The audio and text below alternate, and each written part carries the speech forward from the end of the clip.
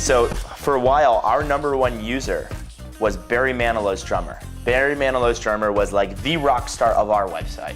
He happens to have this beautiful apartment across the street from Carnegie Hall. It's an amazing place. And he rents the whole space out. It's on our website. And so when he goes on tour, he just books his room out and he knows all the dates ahead of time. And the site has been like a huge success for him. He's hosted well over a dozen people from all over Europe, over the US. He booked really his cool apartment people. for the entire summer on our website. Yeah, he's completely booked out. And we'll get phone calls from him like right before he goes on stage. Yeah. He'll be like, thanks for that latest reservation. One day he called me up from backstage. You hear the back, like, Barry. And like he's calling me. He's like, Brian, this is amazing. I just like got your text message feature. It says someone just booked my room and I made $1,000. Anyways, I gotta go on stage, but you guys are awesome. And I'm like, what the hell?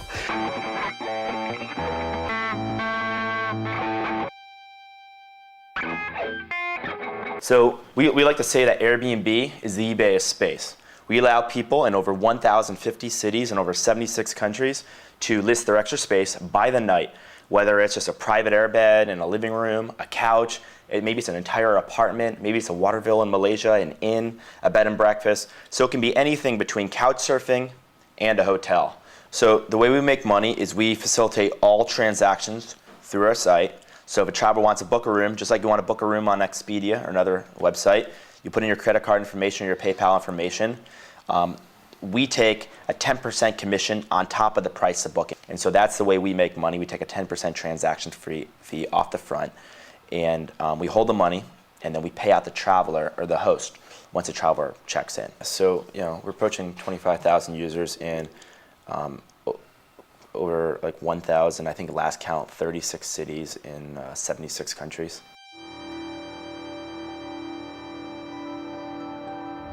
My name is Joe. I'm one of the co-founders of AirBnb.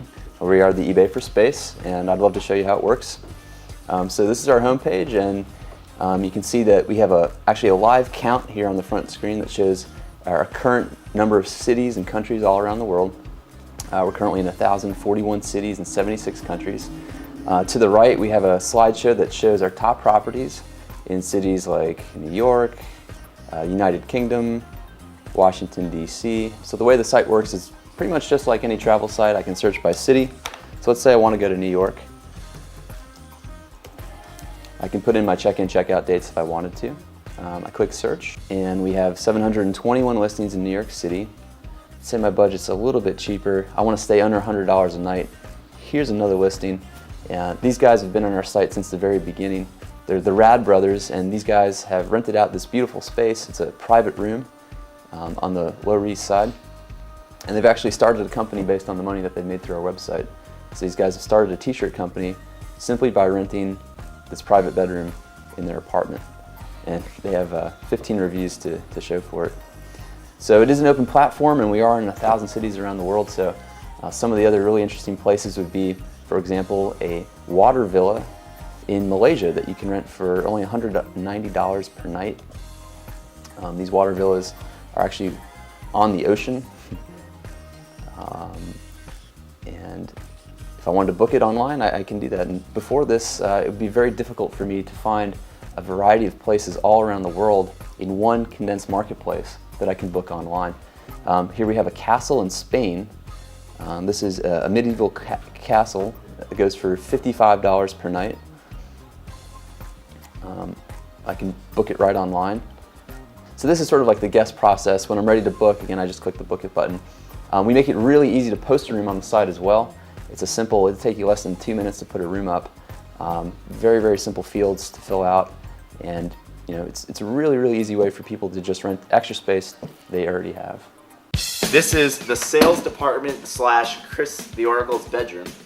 So every morning at 8:30, Chris is sleeping, and the sales guys just kind of walk in, wake him up, and say, "All right, got to get out. I got to work." He's got a really great system. So this is how he takes notes on bunny notes. I think it's Bunny ears. Bunny ears. So Ignore my horrible chicken scratches and yeah, but I think handwriting. the bunny ears is key to his method. The startup culture is amazing. One of the things that Paul Graham talks about is being relentlessly resourceful. I think that's kind of part of the culture of how this company started. I mean, for instance, we started this business to like rent out the extra space we have. You know, we're still like doing this interview in like an apartment. My bedroom's like behind where this us right now. So we're very resourceful. I think that's something that this company like is really trying to do. We're trying to be scrappy. We also have a great roof deck, and we have invited all our YC buddies up here a couple times. Had some great parties. So it really is a versatile space for us. We live here, we work here, we have people over. We're going to try to stay here as long as possible because it's a comfortable space, it's affordable, and that's kind of the path we've taken to date. Yeah, I'm a smiling guy. A lot of connections. A lot of time spent on the phone, following up by email. Gotta personalize. Gotta smile through. In fact, like so, everyone here also has a theme song, and right. His theme song is Walking on Sunshine. I think one of the really fortunate things about our company is it is just a fun company. The product's fun. If you ask somebody if you had all the money in the world, what would you do? A lot of people say, I travel. Well, luckily, like that's what we do, and it's kind of like this exotic idea. You get to travel around the world, and we try to tap into that in our own environment. I mean, we have funny like kind of clocks on our wall, different times of day, and we try to, you know, also just really embrace like the uniqueness of everyone's, you know, culture in this office.